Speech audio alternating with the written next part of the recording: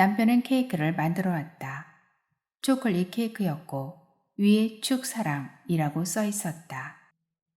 내가 축생신, 축결혼, 축회갑은 봤어도 축사랑은 처음 보네. 내가 당신을 사랑하고 당신도 나를 사랑하니까 그걸 축하하는 거지 뭐. 이젠 엄마, 내가 너무 부려먹어서 미안해. 빵 만드는 게 그렇게 좋아요? 난 빵이 좋아. 힘은 드는데 재밌어. 빵 만드는 게 내가 자유자재로 모양이나 맛을 만들어낼 수 있잖아. 덜 달게 할 수도 있고 더 달게 할 수도 있고 또 빵이 나오는 게 얼마나 예뻐. 빵이 당신만큼이나 예뻐 나한테는. 그래서 50년이나 만들었잖아요. 안녕하세요. 클라우디아입니다. 오늘은 장강명 작가의 작품 현수동 빵집 삼국지 준비했습니다. 구독과 좋아요 부탁드리면서 낭독 들어갑니다. 현수동 빵집 삼국지 장강명. 한강 남쪽에서 서강대교를 타고 밤섬을 지나 북으로 올라가면 처음 나오는 교차로가 하중동 사거리다. 하중동이라는 이름이 강과 연관이 있다든가 아랫마을이라는 의미에서 온 게 아닐까 짐작할 수도 있겠지만 실제로는 하래 하자를 쓴다. 하중동 사거리는 반듯한 십자 모양이 아니다. 남북으로 이어진 도로가 하늘에서 내려다봤을 때 20도가량 시계 방향으로 돌아가 있다. 그 도로를 따라 한 블록을 더 북으로 올라가면 지하철 6호선 광흥창역에 나온다. 길 모양이 이렇기 때문에 근처 주거구역도 반듯한 직사각형이 아니라 평행사분형 또는 사다리꼴 형태다. 하중동 사거리에서 동쪽으로 불과 100m 떨어진 곳에 구수동 사거리가 있다.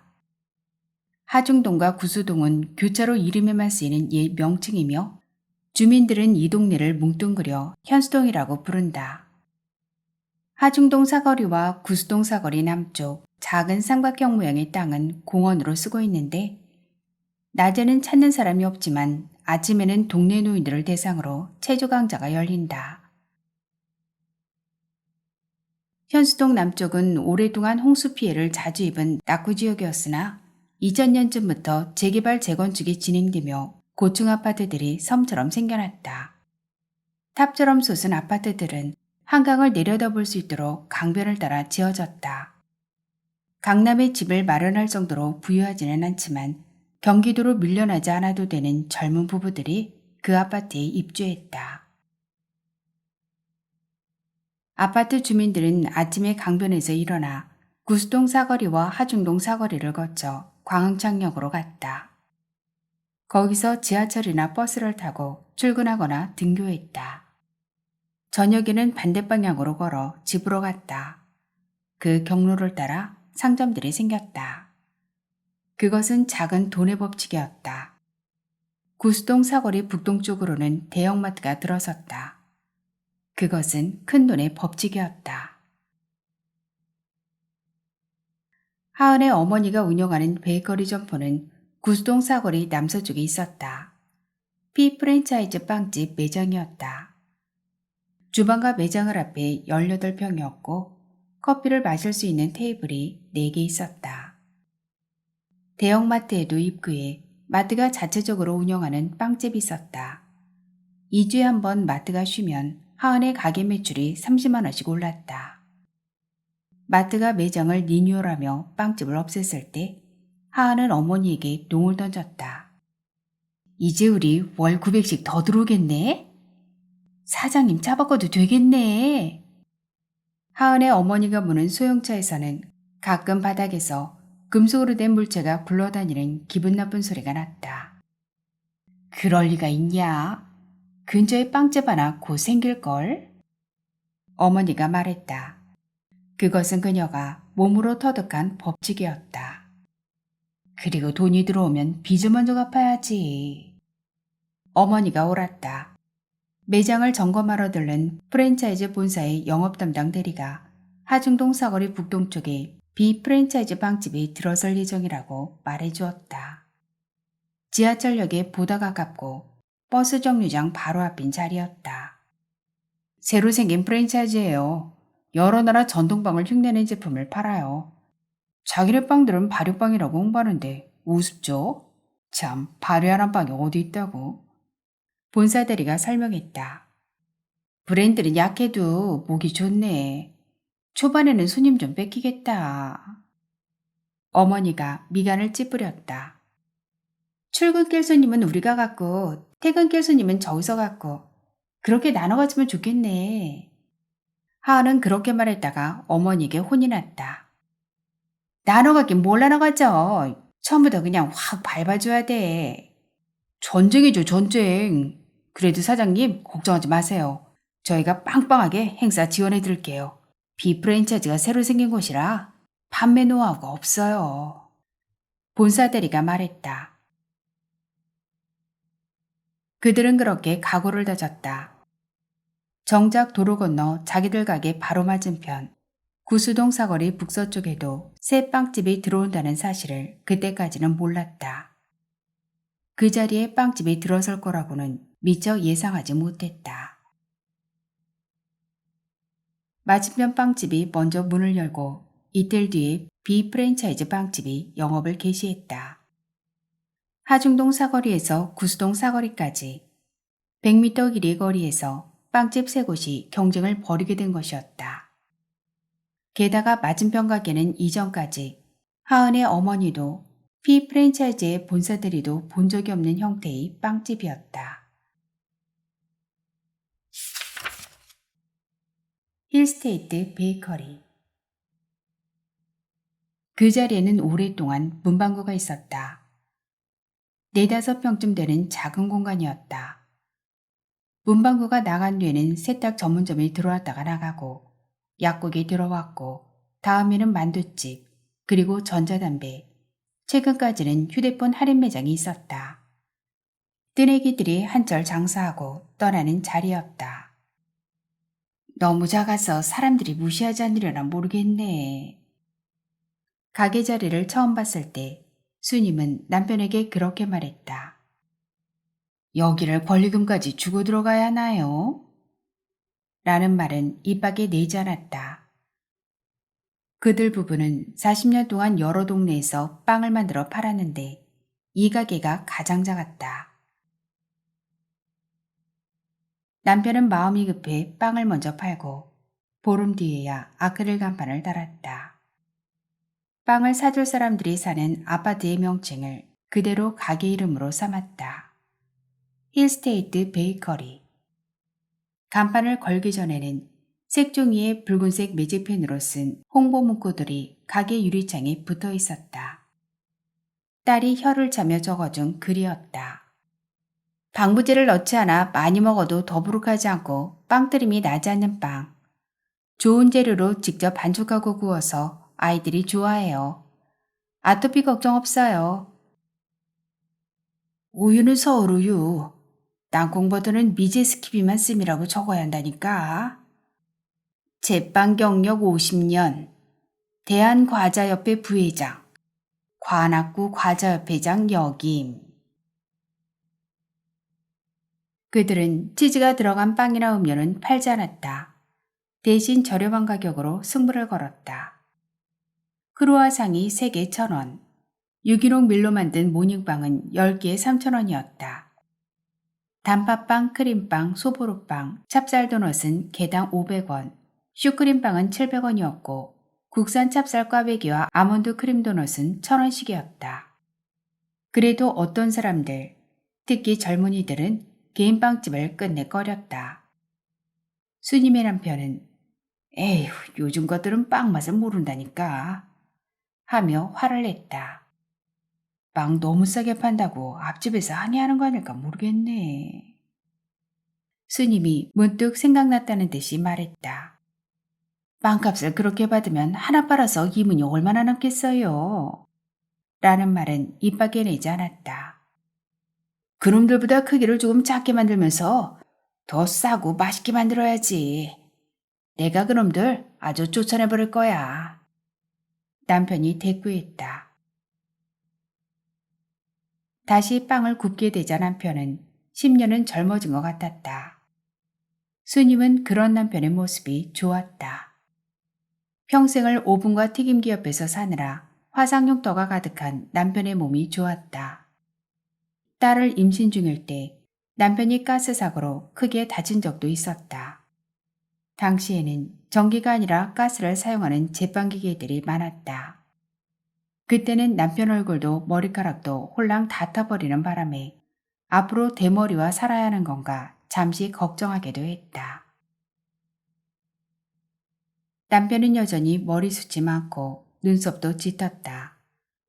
키가 크고 눈이 부리부리한 남편을 보고 진 해크먼과 닮았다고 한 손님도 있었다. 그 손님은 얼굴이 작고 귀염성 있게 생긴 수님에게는 오드리 헵번 같다고 했다. 키는 150cm도 되지 않지만 허리가 꼿꼿한 수님이 있는 듯 없는 듯 구석에 서서 그런 얼굴로 미소를 짓고 있으면 사람이 아니라 커다란 인형처럼 보였다. 그녀는 손님이 빵을 다 고를 때까지 조용히 기다리다가 딱 맞는 시점에 봉투를 들고 손님 곁에 다가갔다. 이거 아주 맛있어요. 우리 아저씨가 직접 만들었어요. 수님은 매번 그렇게 말하며 빵을 봉투에 담았다. 집게를 든 손도 봉투 입구를 벌리는 손도 미세하게 떨렸다. 몇 년 전부터 그 떨림은 멈출 수가 없었다. 조금씩 단골이 생겼다. 손님들이 빵 너무 맛있다고, 과자만 먹던 아이들이 이 집 빵을 먹고 피부가 깨끗해졌다고, 두 분 장사하는 모습이 보기 좋다고 말하면 수님은 헤헤헤 웃기만 했다. 맞장구를 치거나 뽐내지는 않았다. 방정을 부리면 금방 불행한 일이 닥칠 것 같아 두려웠다. 그녀는 자신들이 마분지로 만든 배를 타고 강을 건너고 있다고 생각했다. 무사히 강기슭에 이를 가능성은 거의 없었다. 비프랜차이즈. 어머니와 아버지가 프랜차이즈 빵집을 연다고 했을 때 주영은 언젠가는 두 사람이 자기를 가게로 부를 것임을 알았다. 그러나 여름에 있을 지방직 구급 시험일까지는 기다려줄 줄 알았다. 그리고 자신을 부를 때는 공무원 시험 언제까지 준비할 거냐? 라든가 동사무소 직원보다 빵집 주인이 더 낫지 않겠니? 하는 식으로 운을 띄우리라 예상했다. 그런 질문에 어떻게 방어할지도 궁리했다. 실제로 벌어진 일은 그런 예상과는 전혀 달랐다. 부모님이 주영에게 빵집으로 나와 일하라는 말을 한 것은 가게 문을 정식으로 연 당일 오후였다. 어머니는 주영에게 전화를 걸어 이렇게 말했다. 네가 우리 가족 맞냐? 그러고는 바로 전화를 끊어버렸다. 대체 뭔 소리야 싶어 가게로 나갔더니 MD라고 하는 프랜차이즈 본사 직원이 환하게 웃으며 주영을 맞았다. 아, 따님이시군요. 이거 입으시고 일단 여기서 트레이를 닦아주세요. 네? 주영은 얼떨떨해하며 MD가 건네는 앞치마와 모자를 받았다. 그때부터 5시간 동안 쉬지 않고 고객이 사용한 접시에 빵가루를 행주로 훔치고 거기에 새 기름 종이를 깔았다. 오후 9시가 되어서야 주방에 숨어 겨우 저녁으로 빵을 몇 조각 먹고 화장실도 다녀올 수 있었다. 매장은 사람들로 북적였다. 개장 기념으로 식빵을 반값에 팔고 어떤 제품을 사든지 아메리카노 한 잔을 무료로 제공하는 행사를 벌이는 중이었다. 프랜차이즈 본사에서 나온 지원 인력들이 손님을 맞고 질문에 답변하고 카드를 받고 계산을 했다. 아버지와 어머니는 하인들처럼 겁먹은 눈으로 예의에 굽실거리며 지원 인력들이 지시에 따랐다. 주영의 아버지와 어머니는 카드 결제조차 제대로 하지 못했다. 빵에는 바코드가 없었다. 제품이 어느 카테고리에 속하는지 이름이 뭔지를 전부 외워야 단말기의 가격을 입력할 수 있었다. 아버지는 단말기 옆에서 빵을 봉투에 담으며 로프, 캄파뉴, 치아바타, 가스 같은 낯선 이름들을 외우려 했었다. 어머니는 아무 도움도 주지 못하면서 가게에 들어온 손님들을 졸졸 따라다녔다. 주영은 밤에 커피 내리는 법과 과일 주스 만드는 법을 배웠다. 첫째 날은 새벽 1시에 문을 닫았다.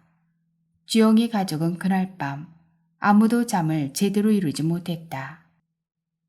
너무 배가 고파 빵을 허겁지겁 입에 넣은 탓이기도 했고 낮의 흥분이 가시지 않은 탓이기도 했다. 3시간을 자고 일어나 다시 가게에 나갈 준비를 했다. 아침 7시에 본사 인력들이 오기로 했기 때문이었다. 전날 가게 문을 닫을 때까지 하루 종일 서서 웃는 얼굴로 손님을 상대하던 MD는 조금도 흐트러지지 않은 같은 차림, 같은 표정으로 제 시간에 나타났다. 몇 시간 자지도 못했을 텐데 어쩜 그렇게 쌩쌩해요? 우리 가족은 아주 정신이 없는데. 주영의 어머니는 MD를 칭찬했다가 되레 면박을 들었다. 어머 사장님, 벌써 못 따라오시면 안 돼요. 빵 장사가 원래 잠을 못 자요. 빵 장사가 왜 잠을 못 자는지 주영은 곧 이해하게 됐다. 아침에는 빵을 사러 오는 사람들이 많았고 밤에는 빵을 한 번에 많이 사는 손님들이 띄엄띄엄 왔다. 밤이면 야근이나 회식을 마치고 지친 사람들이 탄수화물에 끌리기도 했고 할인하는 떨이 상품이 많기도 했다. 술에 취해 얼큰해진 아저씨들이 아내나 아이들에게 주려고 호기롭게 케이크를 사가기도 했다. 프랜차이즈에는 온갖 규정이 있었고 아침에는 몇 시에 문을 열라는 규정도 있었으나 가게를 몇 시에 닫으라는 규정은 없었다. 오후 10시가 넘으면 주영은 녹초가 되어 새벽 1시 전에 집에 들어갈 수 있을지 없을지만 생각했다. 가게를 정리할 즈음 문을 밀고 들어와 여기 몇 시까지예요? 라고 묻는 사람이 없기를 빌었다.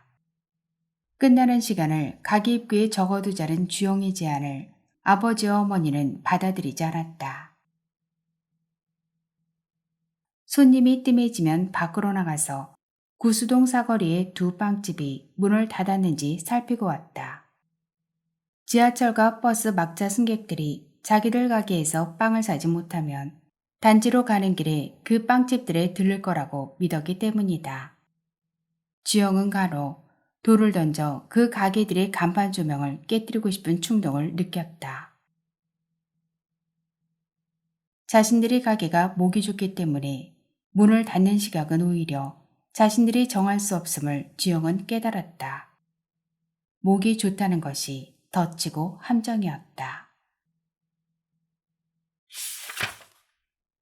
피 프랜차이즈. 하은 모녀의 가게 매출은 과거의 절반 아래로 뚝 떨어졌다. 완제품과 조립빵 고객은 비 프랜차이즈 매장에, 식사빵 고객은 힐스테이트 베이커리에 뺏겼다. 사람들은 날이 더워지면 빵을 먹지 않았다. 여름이 오자 결국 적자가 났다. 세 빵집이 모두 식빵을 경쟁적으로 할인하는 바람에 함께 죽는 싸움이 되어버렸다. 사람들은 집에 식빵이 남으면 빵집을 찾는 일 자체를 꺼린다. 더구나 식빵을 만드는 데 시간이 오래 걸리고 이윤도 박하다. 그렇다고 다른 두 곳이 식빵을 반값에 파는데 먼저 할인을 거둘 수도 없는 노릇이었다. 끝까지 버티는 사람이 이기는 싸움이라고 하은의 어머니는 말했다. 비 프랜차이즈의 빵들이 새로워 보이는 것은 이름 때문이지 맛이 새로운 건 아니다. 가격도 비싸다. 사람들이 익숙해지면 비 프랜차이즈의 인기도 시들해질 것이라고 그녀는 주장했다. 힐스테이트 베이커리는 도저히 지속할 수 없는 방식으로 가게를 운영하고 있다. 아르바이트생을 쓰지 않고 박리담의 주제에 빵을 반죽부터 직접 만들고 잼과 마요네즈도 수제다. 할아버지는 아침부터 밤까지 주방에서 일하고 할머니가 종일 혼자 손님을 맞는다는 얘긴데 저렇게 해서는 몸이 견디질 못한다. 하은은 어머니 말이 옳다고 생각했다. 그러나 자신들이 최후의 승자가 될 수 있을지는 확신이 서지 않았다. 이곳 주민들은 비프랜차이즈 빵보다 하은네 가게빵이 더 질려있을 테고 자신과 어머니의 체력 역시 소진되고 있었다. 하은의 어머니는 스트레스로 대상포진에 걸렸다. 그들은 근무 체제를 3교대에서 2교대로 바꾸면서 아르바이트생을 한 명 줄였다. 그때까지 정해진 시간 없이 수시로 나와 가게를 관리하던 어머니가 아침과 낮을 맡고 하은이 오후와 저녁을 맡았다. 하은은 초조하게 문을 열었다 닫았다 하며 근무 시간을 지켰다. 문을 열어놓으면 행인들이 빵 냄새를 맡고 무심결에 매장에 들어온다고 그녀는 믿었다. 어느 날부터 손님들이 빵에 왜 곰팡이가 안 생기느냐고 묻기 시작했다. 네? 그게 무슨 말씀이세요? 프랜차이즈 빵은 방부제가 들어가서 곰팡이가 안 쓴다고 그러던데 저쪽 빵집에서. 에이, 요즘 누가 빵에 방부제를 넣어요. 그리고 빵은 원래 두고 먹는 게 아니에요. 오래 드실 빵은 냉동실에 넣으시면 돼요. 처음 몇 번은 그렇게 얼버무렸으나 나중에는 대응 전략을 바꿨다. 모녀는 상의 끝에 대꾸할 말을 정했다. 에이, 그것은 거짓말이에요. 우리 손님 중 한 분이 저지 식빵이랑 우리 식빵이랑 사서 같이 뒀는데 똑같은 날 곰팡이가 피더래요. 이름도 없는 빵집에서 퍼뜨리는 엉터리 얘기예요. 상대가 먼저 없는 얘기를 지어내는데 어쩌란 말인가. 모녀는 속으로 변명했다. 그들은 그렇게 말을 꾸며냈다. 매장만 보지 말고 주방을 보세요. 그 집 주방이 그렇게 지저분해요. 그 프랜차이즈는 요즘 강남에서 철수했어요. 신제품이 안 나와요. 젊은 유학파 사장이 무리하게 사업 확장하다가 자금난을 겪는 중이에요. 모녀는 악인이 아니었으므로 그런 이야기를 한 뒤에는 죄책감에 시달렸다. 그들은 몇몇 빵은 재고가 남으면 하루 더 팔기로 했다. 생지를 받아 매장에서 굽는 빵에는 유통기한이 따로 없었다. 본사는 당일 생산, 당일 판매 원칙을 강조했지만 빵은 그리 쉽게 상하는 물건이 아니었다. 점주들 사이에서는 빵 위에 눈가루를 뿌려주거나 포장을 다시 하거나 크림을 보충해 식감을 부드럽게 만드는 요령이 공공연하게 퍼져 있었다. 실은 본사도 그런 실태를 알면서 모른 척한다고 하은은 생각했다. 하루는 가게를 정리할 시간에 어머니가 와서 진열대를 둘러보고는 빵을 몇 개 골라 주방으로 가지고 들어갔다. 하은이 따라갔더니 어머니가 모카빵 사이에 생크림을 넣고 있었다. 엄마, 그건 아니다. 그 빵 이틀 된 거야. 이틀은 안 돼. 너 진짜 까다롭다. 내가 빵 장사 몇 년인데 이 빵은 괜찮아. 괜찮긴 뭐가 괜찮아. 그렇게 하면 손님들이 다 알아. 들고 와서 항의할 정도는 아니야. 그렇게 손님 떨어져 나간다고. 그런 손님은 앞집망해도 여기 안 온다고. 여기 맛없다고 지킨다고. 뭐 어쩌라고. 일단 살아남아야 할 거 아니야. 어머니는 고집을 부렸다. 자동차를 타고 푸드뱅크까지 가서 나무방을 기부하던 자신들이 이런 지경에 몰렸다는 사실이 하은은 믿어지지가 않았다. 힐스테이트 베이커리. 생크림 케이크 예약 주문 받습니다. 엄선한 재료로 맛있게 만들어드려요. 매장 한 구석에 그런 문구를 써붙였지만 반년이 넘도록 케이크 주문은 없었다. 케이크 종류나 가격이 쓰여있지 않아서이기도 했고 그 문구 아래 붙인 사진 석장 때문이기도 했다. 제일 왼쪽 사진에는 3단 정사각형 케이크가 있었는데 각 층의 네 모서리마다 설탕으로 만든 장미꽃이 꽂혀 있었다. 가운데 사진은 2단 케이크였는데 원형으로 생긴 1층과 하트 모양으로 생긴 2층이 모두 레이스와 물방울 모양으로 정성스럽게 장식되어 있었다. 오른쪽 사진의 케이크는 실로 역작이었다. 돌담길 위를 날아가는 학이 멋들어지게 그려져 있었다. 장수를 기원하는 의미로 수복이라는 한자도 크게 쓰여 있었다. 스님은 그 케이크들이 모두 멋지다고 생각했다. 사진들을 보면 젊은 남편이 그런 케이크 무늬를 익히기 위해 볼펜을 감아쥐고 손을 바닥에서 띄운 상태로 여러 가지 그림과 글자를 연습하던 모습이 떠올랐다. 그러나 그녀는 요즘 젊은이들이 그런 케이크를 좋아하지 않는다는 사실도 알았다. 요즘 사람들은 덜 달고 덜 화려한 케이크를 좋아했다. 그래서 케이크 주문이 들어왔을 때 스님은 무척 놀랐다. 주문자가 교회 장로이고 교회에서 쓸 케이크라는 설명을 듣고서야 의아한 마음이 다소 가졌다. 아직도 이런 케이크를 먹는 사람이 있구나. 신이라서 반죽을 만지는 남편 옆에서 스님은 속으로 중얼거렸다.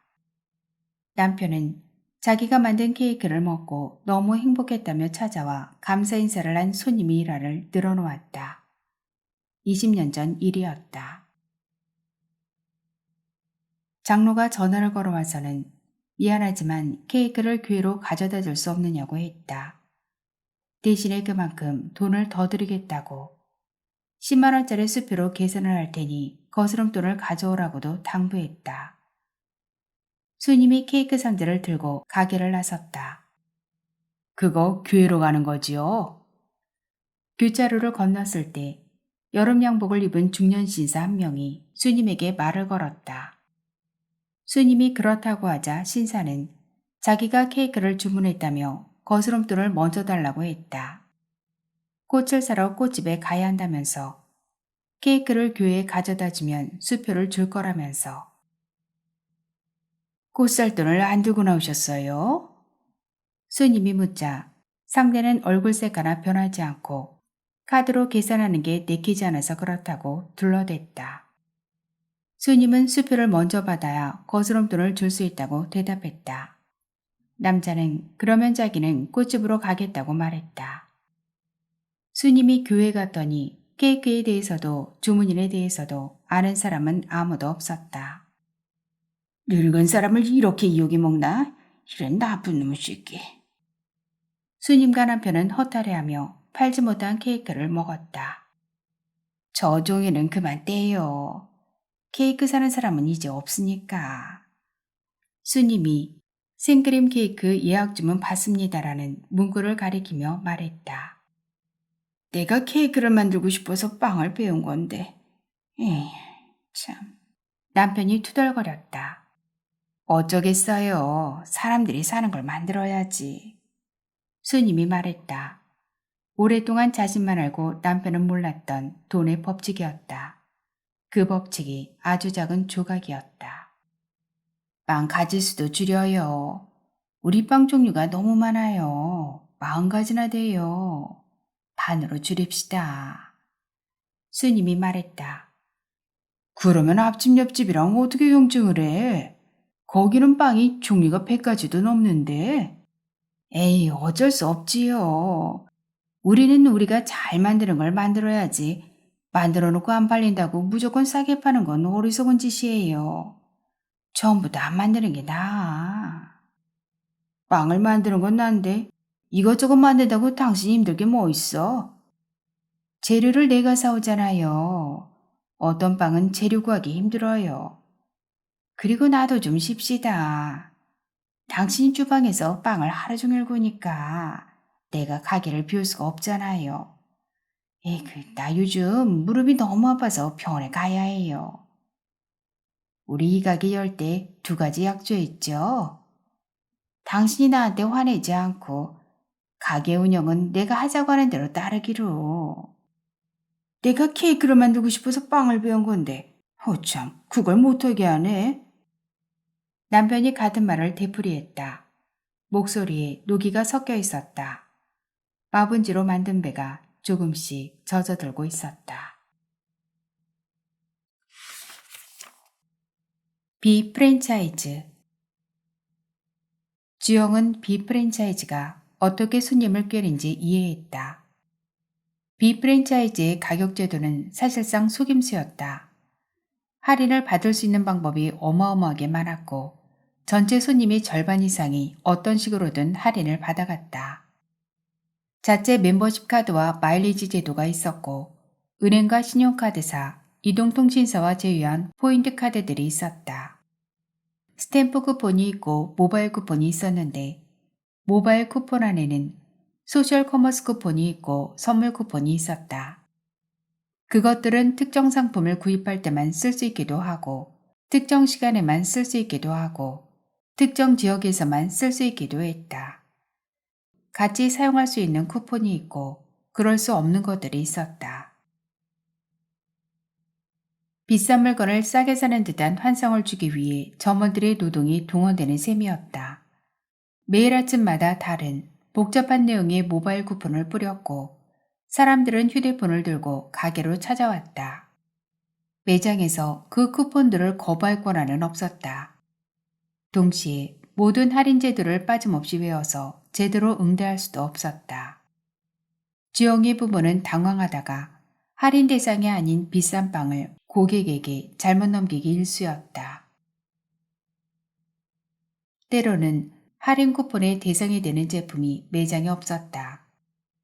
죄송하지만 이 빵은 저희 매장에는 없습니다. 하고 설명하면 아무도 납득하지 못했다. 왜 사기를 치느냐는 말을 듣지 않으면 다행이었다. 그럴 때는 울며 겨자 먹기로 다른 제품을 내어주곤 했다. 쿠폰의 설명이 불충분하거나 본사 지침이 애매한 경우도 많았다.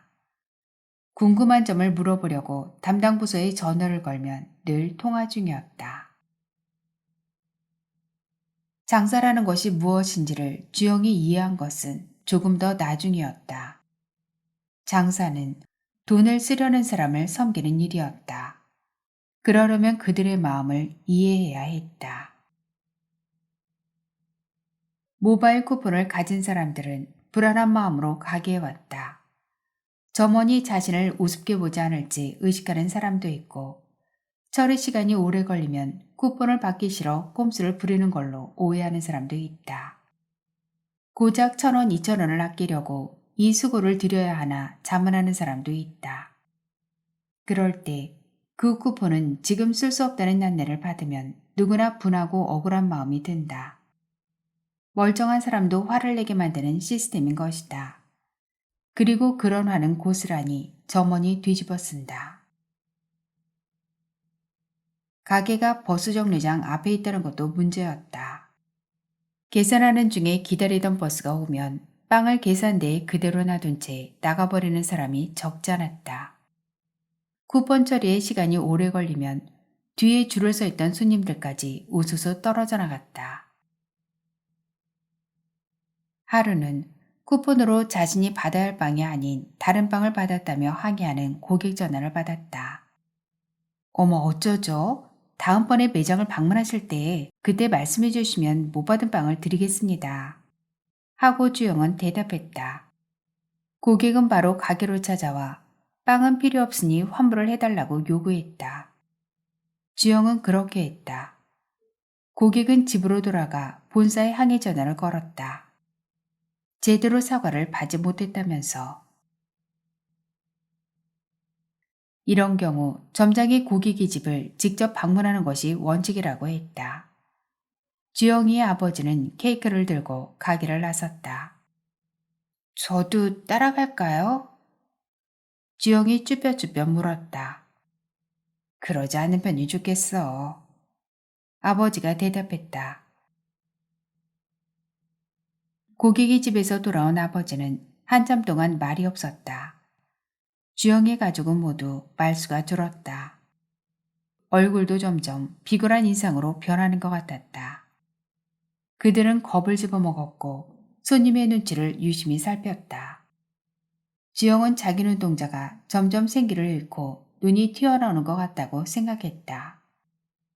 대기업 임원이었던 아버지의 위엄이나 취미로 그림을 그렸던 어머니의 기품은 흔적도 남지 않았다. 신문이나 책을 읽은 지 오래였다. 시간이 지나고 계절이 바뀌는 것도 몰랐다. 생각은 온통 할인 제도와 그날 매상, 그리고 손님이 풍기는 분위기에 쏠려 있었다. 주영은 동굴에서 사는 물고기들을 상상했다. 빛이 없고 먹을 것이 모자란 좁은 공간에 오래 살면서 눈이 퇴화하고 피부도 투명해진 작고 불쾌한 생물들. 불필요한 기간은 모두 버리고 오직 생존만을 추구하며 살아가는 존재들. 주영은 하중동 사거리와 구수동 사거리가 그런 동굴이라고 생각했다. 그들은 그 맑고 깜깜한 물속에 갇혀 있었다. 피 프랜차이즈. 점포 매출이 너무 떨어지자 본사의 영업 담당 대리도 괴로워했다.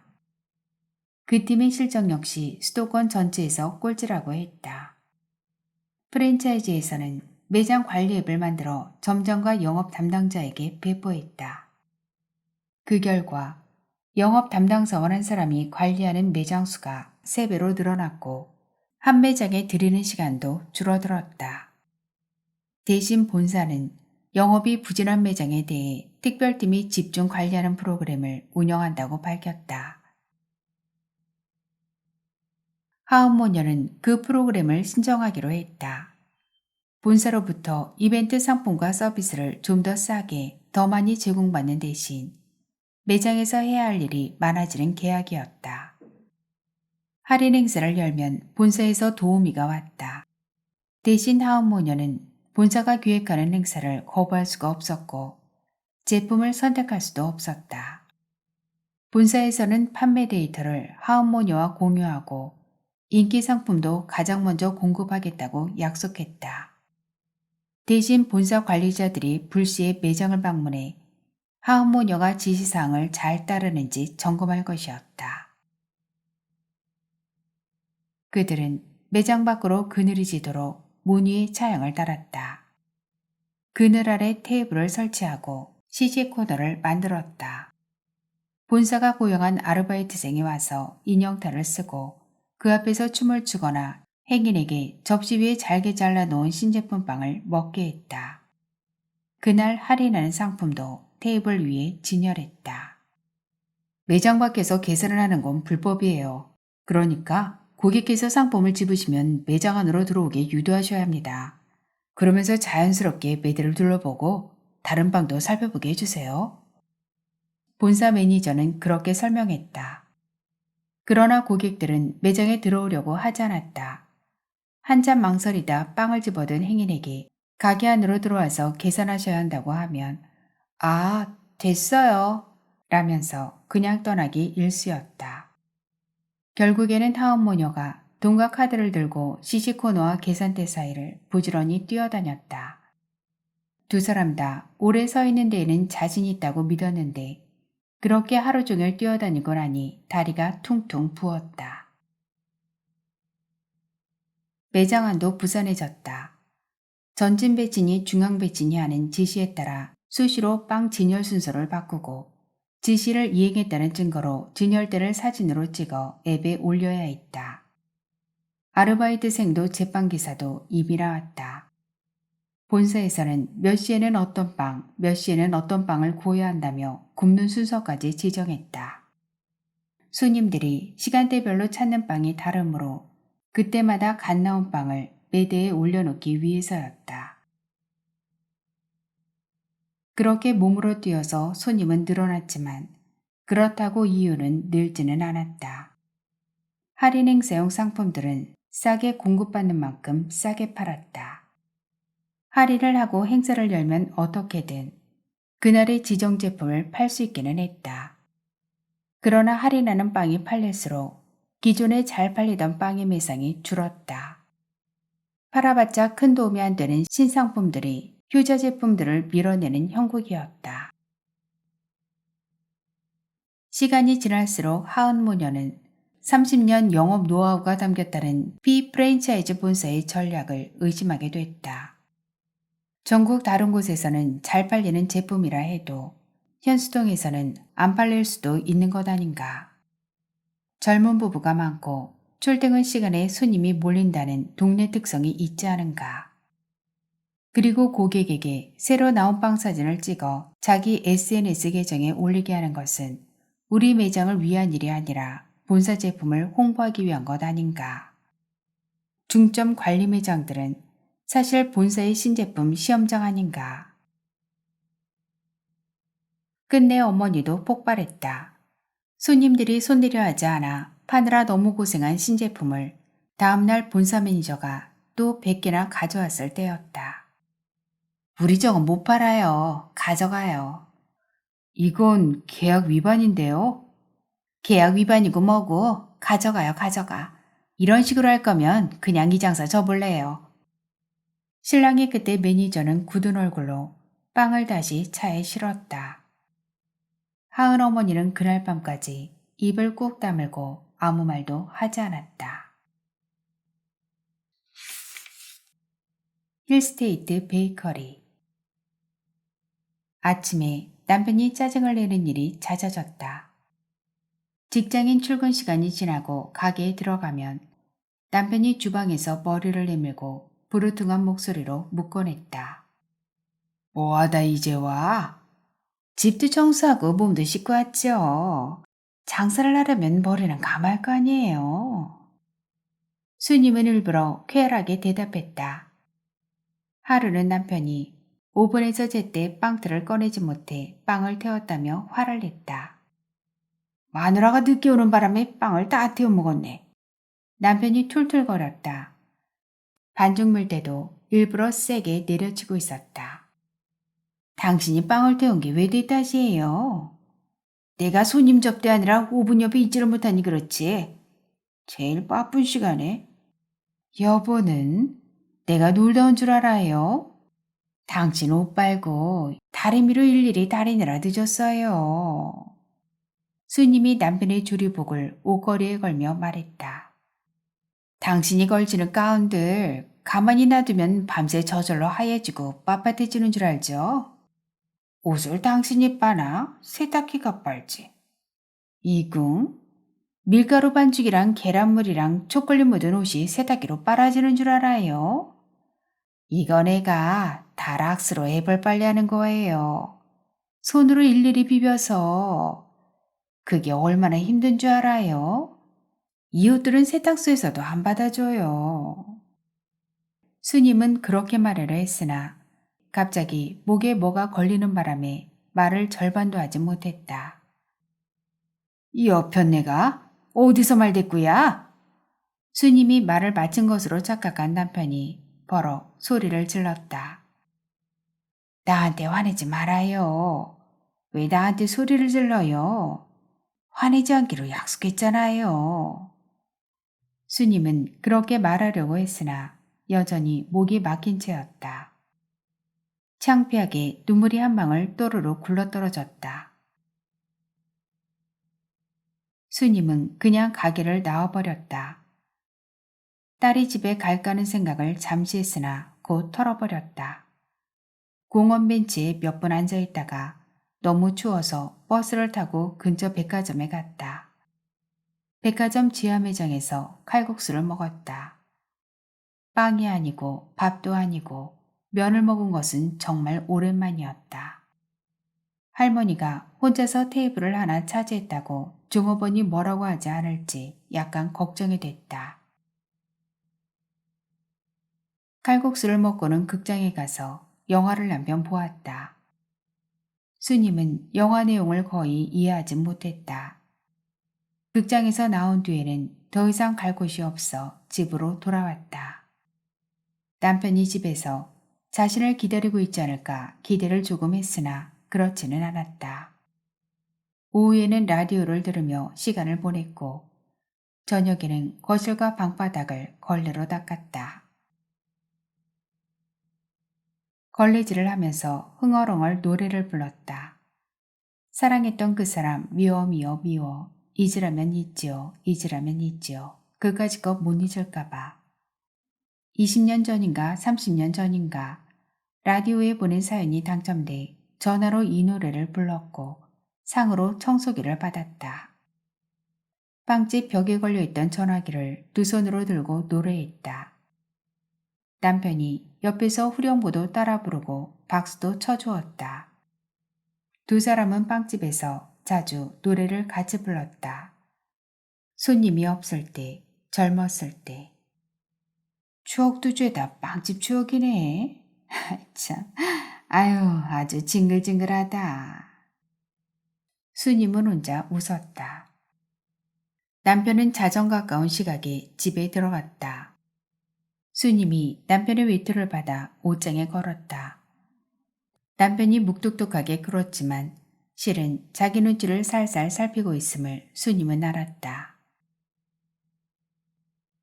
남편은 케이크를 만들어 왔다. 초콜릿 케이크였고 위에 축사랑이라고 써 있었다. 내가 축생신, 축결혼, 축회갑은 봤어도 축사랑은 처음 보네. 수님이 웃었다. 내가 당신을 사랑하고 당신도 나를 사랑하니까 그걸 축하하는 거지 뭐. 남편도 웃었다. 이젠 엄마, 내가 너무 부려먹어서 미안해. 이제 점심 먹고 나와. 오전에는 내가 혼자 하리다. 아니, 이제 난 안 가요. 나 그만둘래요, 빵집. 할 만큼 한 것 같아요. 희진이가 그러더라고요. 걔가 어렸을 때 비 오는 날 엄마가 우산 들고 오는 애들이 그렇게 부럽더래요. 엄마 아빠가 학교에서 멀리 떨어지지도 않은 곳에 있으면서 우산은 한 번도 들고 오지 않은 게 그렇게 서럽더래. 그 말을 듣는데 너무 미안하더라고요. 당신도 몰랐죠? 몰랐어. 남편은 눈을 껌뻑였다. 빵 만드는 게 그렇게 좋아요? 남편은 천천히 고개를 끄덕였다. 난 빵이 좋아. 힘은 드는데 재밌어. 빵 만드는 게 내가 자유자재로 모양이나 맛을 만들어낼 수 있잖아. 덜 달게 할 수도 있고 더 달게 할 수도 있고 또 빵이 나오는 게 얼마나 예뻐. 빵이 당신만큼이나 예뻐 나한테는. 그래서 50년이나 만들었잖아요. 이제 그만 쉽시다. 우리도 남들처럼 여름에는 물놀이도 가고 가을에는 단풍 구경도 갑시다. 남편은 대답을 피했다. 그는 속으로 다른 꽁꽁이를 하고 있었다.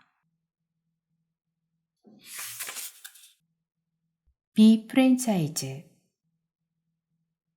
주영은 심호흡을 한 뒤 문을 열고 들어갔다.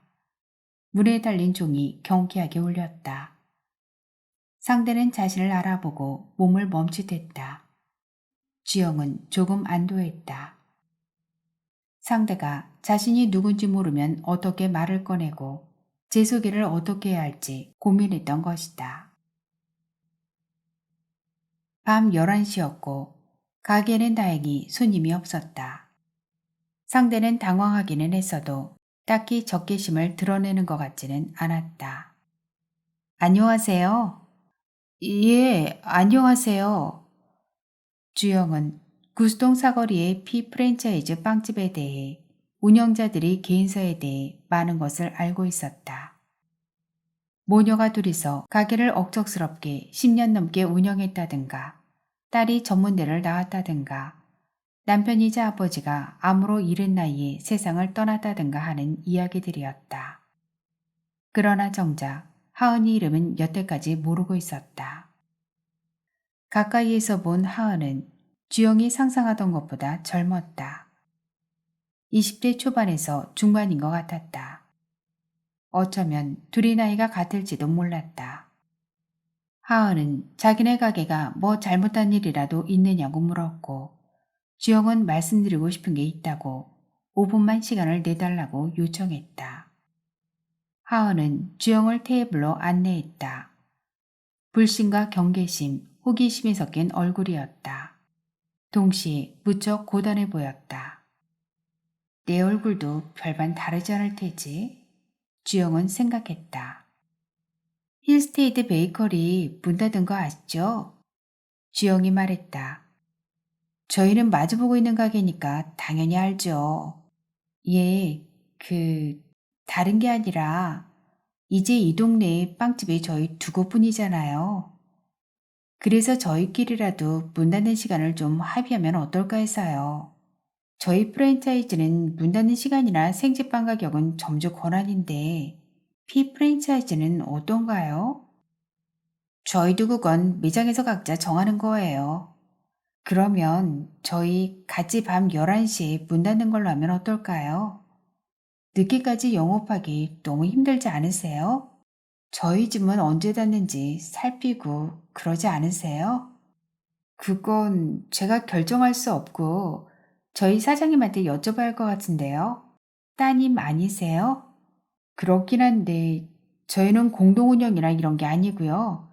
정말 어머니가 다 결정하시거든요. 저도 월급을 받아요. 그런 식으로 거리를 두고 싶기도 하고요. 안 그러면 여기서 헤어나올 수 없을 것 같아서. 이 일 좋아서 하시는 건 아니시죠? 안 해본 사람이나 파티션이 뭐냐면서 환상을 품는 거지. 해본 사람 중에 누가 이 장사를 좋아하겠어요? 저는 작년까지 공무원 시험 준비하다가 갑자기 불려나와서 하게 됐거든요. 아버지가 저 가게에 퇴직금을 다 털어넣으셨어요. 저거 망하면 저희 가족은 길거리에 나가야 돼요. 저희 집이라고 다를 거 없어요. 저희는 빚도 있어요. 인테리어 공사 몇 번 했더니 지금도 공사한 지 2년밖에 안 됐는데 또 공사라고 본사에서 압박 들어와요. 그래서 드리는 말씀이에요. 지금 힐스테이트 베이커리 망해서 잠깐 숨 돌릴 여유는 생겼잖아요. 잠 모자라지 않으세요? 같이 11시에 퇴근하면 좋지 않을까요? 그건 저희가 손해 같은데요. 그저 가게 생기고 저희는 아침 손님이 확 줄었어요. 그나마 밤에 오시는 손님들로 근근히 버티고 있는 건데 아침 손님 잃고 밤에 오시는 분들까지 못 오게 하면 저희만 피해 입는 거 아닌가요? 아침 손님들 저희가 빼앗아간 거 아니에요. 아침마다 광흥창역 앞에 다마스 타고 와서 샌드위치 파는 젊은 부부 있는 거 모르시죠? 샌드위치를 1,000원, 1,500원에 파는데 사람들이 엄청 싸가요. 저희가 구청에 몇 번이나 신고를 했는데도 계속 와요. 그분들 말고 밖에 달린 장바구니에 김밥 담아와서 파는 아주머니도 한 분 계세요. 그건 몰랐네요. 빵 파는 것도 늘었잖아요. 생과일 주스 전문점에서도 베이글 샌드위치를 팔고 지하철역 옆에 편의점도 생겼잖아요. 그 편의점에도 카페 코너가 있어서 원두커피랑 메론빵이랑 타르트 같은 거 팔아요. 그건 알고 있었어요. 제가 보니까 답이 없더라고요. 이건 손바닥만한 아파트 단지 주민들 노리고 이 골목에 너도 나도 들어와서 건물주들이랑 간번업자들 배만 벌려주다가 열애아홉은 만수장이가 돼서 나가는 거예요. 밤에 몇 시까지 문을 열어놓는다고 크게 달라질 게 없어요. 그 열의 아홉이 아니라 남은 하나가 되어보겠다고 이렇게 애를 쓰는 거 아닌가요? 그게 정말 우리 손에 달린 일 맞아요? 전 잘 모르겠어요. 이건 저희가 얼마나 노력하느냐의 문제가 아닌 것 같아요. 저희 집이나 이 집이나 장사 잘 되면 어떻게 될 것 같으세요? 그러면 여기 장사 잘 되는 곳이구나 하고 옆에 빵집 또 생겨요. 틀림없어요. 저는 가게 망할지 안 망할지는 그냥 다 운인 것 같고요. 가게 문을 몇 시에 닫느냐, 그래서 하루에 몇 시간을 자느냐, 이건 저희가 정할 수 있는 문제 같아요. 그렇게 생각하지 않으세요? 어머니한테 한번 말씀드려 볼게요. 혹시 그쪽 전화번호를 알 수 있을까요? 이 번호예요. 어머님께서 11시에 문 닫는 건 절대 안 된다고 하시면 12시라도 괜찮아요. 아니면 월수금은 저희가 11시에 문을 닫고 화목토는 이 집에서 11시에 문을 닫고 일요일에는 다 같이 11시에 닫을 수도 있어요. 월수금 화목도 좋네요. 일요일은 다 같이 일찍 닫든지 아니면 양쪽 다 늦게까지 열든지. 네, 어차피 일요일 밤에 빵 사러 오는 사람은 없으니까요. 어머니한테 잘 말씀드려 주세요. 부탁드립니다. 가게로 돌아오는 길에 주영은 낯선 흥분을 느꼈다. 학생, 공시생, 직원이던 그녀가 스스로의 판단으로 경쟁 가게를 찾아가 협상하고 단판을 지은 것이다. 부모님의 가게는 망하거나 간신히 연명하는 정도겠지만 그녀는 이 일을 계기로 조금 다른 사람이 된 것 같았다. 나쁘지 않았다. 피 프랜차이즈. 상대가 밖에서 심호흡을 하는 모습이 보였다. 문이 열리자 짤그랑 하는 종소리가 났다. 하은은 상대가 누구인지 전부터 알고 있었지만 이 상황에서 아는 척을 해야 하는지 그러지 말아야 하는지 헷갈렸다. 그래서 부자연스럽게 손님을 맞았다. 오후 11시였고 가게에는 다른 손님이 없었다. 부부는 우물쭈물하면서 계산대로 걸어왔다. 그동안 우리 때문에 고생 많이 했죠. 떠나기 전에 인사를 한번 드리려고 왔어요. 인상 좋은 할머니가 말했다. 하은이 대꾸를 못하자 할머니가 말을 이었다. 이제 우리는 장사 접고 쉬려고요. 여행도 다니고 문화센터도 나가고. 아니요, 저희야말로 죄송합니다. 하은은 고개를 숙이면서 도리어 못마땅한 마음이 일었다. 이런 상황을 연출하는 의도가 뭐람? 자기들 가게가 망한 게 우리 탓인가? 그랬다가 자신이 퍼뜨렸던 거짓말이 떠올라 정신이 번쩍 들었다. 설마 이제 와서 그걸 따지러 온 건 아니겠지? 여기 빵은 뭐가 맛있습니까? 불화 속 사천왕을 닮은 외모의 할아버지가 물었다. 신제품들이 많이 나오잖아요. 그 중에 인기 있는 게 뭡니까? 궁금해서요. 할아버지는 짙은 회색 중절모를 쓰고 있었다. 하은은 당황하며 노부부를 자리로 안내하고 빵을 몇 개 골라왔다. 하은은 지갑을 꺼내려는 할머니를 한사고 말리고 커피를 내왔다. 여기 앉으세요. 어정쩡하게 테이블 앞에 서 있던 하은을 보고 할머니가 말했다. 이번에는 하은이 한사고 괜찮다며 사행했으나 결국에는 노부부를 마주보고 어색하게 자리에 앉게 되었다. 이건 반죽에 버터가 너무 많이 들어갔어요. 그리고 마지막에 계란물도 너무 많이 발랐어요. 이러면 첫입에는 자극적이고 좋은데 오래 먹지를 못해요. 느글느글하니까. 빵에 깊은 구수한 맛이 없어요. 다 먹고 나서 속도 안 좋아요. 할아버지가 일장설교를 늘어놓았다. 이런 큰 회사에는 빵을 연구하는 사람들이 따로 있지요. 그런데 그 사람들이 뭘 연구하느냐 하면 어떻게 하면 재료비를 덜 들일까? 어떻게 하면 빵을 빨리 굽게 할 수 있을까? 그런 걸 연구한단 말이에요. 그러다 보니 천연재료 대신 향신료를 쓰게 되고 빵의 깊은 맛이 사라져요. 예, 그렇군요. 할아버지의 설교는 제빵 제과에서 빵 산업에 대한 이야기로까지 흘러갔다. 일본도 1970년대, 1980년대에는 우리처럼 대형 메이크업 빵집들이 성행했지요.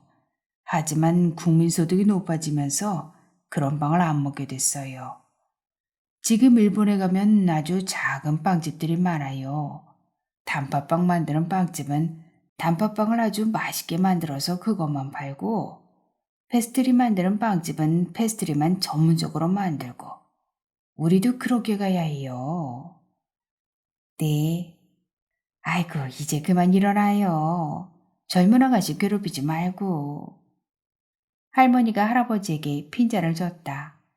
할아버지는 하고 싶은 말이 많이 남은 눈치였으나 입맛을 다시며 일어섰다. 하은은 남은 빵들을 봉투에 담아들여야 하는지 잠시 고민했다. 장사 잘하세요. 할머니가 인형처럼 웃으며 인사했다.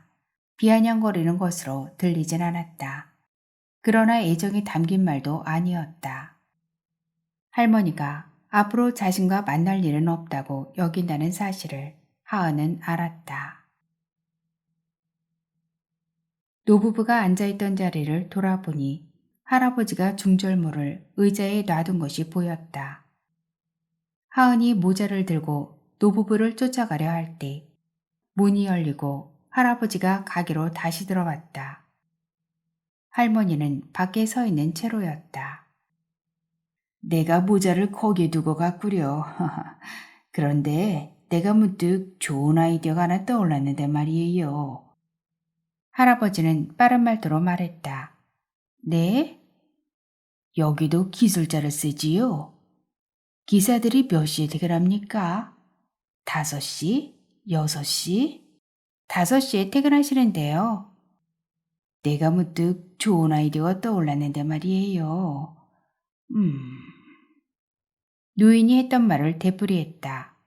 그러면 그 기술자가 퇴근한 다음에 내가 여기서 빵을 구우면 어떨까 싶은데 재료는 내가 다 가져오고 장비 사용료도 내고 그리고 여기에 친환경 유기농 빵이라고 조그맣게 코너를 만들어서 그 빵들을 파는 거죠. 수익은 아가씨 어머님이랑 나누고 어차피 주방을 저녁에는 쓰지 않으니 그렇게 하면 서로 좋지 않아요? 그건 안 돼요, 선생님. 하은이 말했다. 내가 기술자로 일한 빵집 사장들은 다들 나를 엄청 좋아했어요. 내가 빵을 구우면 그 집 매상이 쭉쭉 올라갔거든. 젊은 분이니까 이야기가 통할 것 같은데. 저랑 이야기가 통하고 말고의 문제가 아니라 본사 방침 때문에 그래요. 제빵기사분들은 저희가 고용하는 게 아니거든요. 본사 협력업체에서 파견 나오시는 분들이세요. 저희는 본사에서 보내주는 대로 받는 거예요. 아가씨가 나를 본사에 소개하거나 추천해 줄 수는 없어? 내가 제빵 경력이 50년이에요. 못 만드는 빵이 없어요. 빵의 달인이지. 저희 본사 기사로 일하시려면 거쳐야 하는 코스가 있거든요. 저희는 그 코스를 거친 분만 쓸 수 있어요. 아무리 제빵 경력이 길어도 안 돼요. 그리고 본사에서 허락한 빵이 아닌 다른 빵을 저희가 이 매장에서 팔 수도 없어요. 하은은 제빵기사 교육 코스는 10주짜리이며 반죽을 다루는 법을 가르치지 않고 제빵기사 자격증은 없어도 되고 본사도 점주도 부리기 쉬운 젊은 여성을 선호한다는 얘기는 하지 않았다. 어쨌거나 그것은 작은 돈이 정한 법칙은 아니었다. 아가씨가 할 수 있는 게 아무것도 없네요. 노인이 말했다. 정말로 아무것도 없어요. 제가 결정할 수 있는 사항은. 알았습니다. 귀찮게 해서 미안합니다. 노인은 문을 열고 가게를 나갔다. 밖에서 기다리던 할머니가 할아버지의 팔을 살짝 때리더니 중절모의 손을 뻗어 모자 위치를 바로잡아 주었다. 할머니가 뭐라고 말하자 할아버지가 얼굴에 주름살을 가득 만들며 활짝 웃었다. 할머니가 할아버지의 팔에 자기 팔을 감았다. 키가 큰 할아버지가 허리를 굽혀 할머니 쪽으로 귀를 가까이 댔다. 두 사람은 서로에게 뭔가를 말하며 조금씩 어둠 속으로 사라졌다. 하은은 그들이 자기 욕을 하길 바랐다. 그렇게라도 그 대화에 끼고 싶었다. 그녀는 그 외에도 뭐라 이름 붙이기 어려운 불편하고 속절없는 충동을 느꼈다. 오래된 것이었다. 소설은 여기에서 끝이 납니다. 장강명 작가는 동아일보에서 11년 동안 기자로 일했습니다. 장편소설 표백으로 한겨레 문학상을 받으며 작품활동을 시작했는데요. 열광금지 에바로드로 수립 문학상을, 댓글부대로 제주 4.3 평화문학상과 오늘의 작가상을, 금음 또는 당신이 세계를 기억하는 방식으로 문학동네 작가상을 받았습니다. 장편소설 우리의 소원은 전쟁, 호모 도미난스, 연작소설 리미에르 피플과 에세이 5년 만의 신혼여행, 논픽션, 당선 합격 계급, 팔과 다리의 가격이 있습니다. 긴 시간 함께 해주셔서 감사합니다. 오늘도 행복하세요.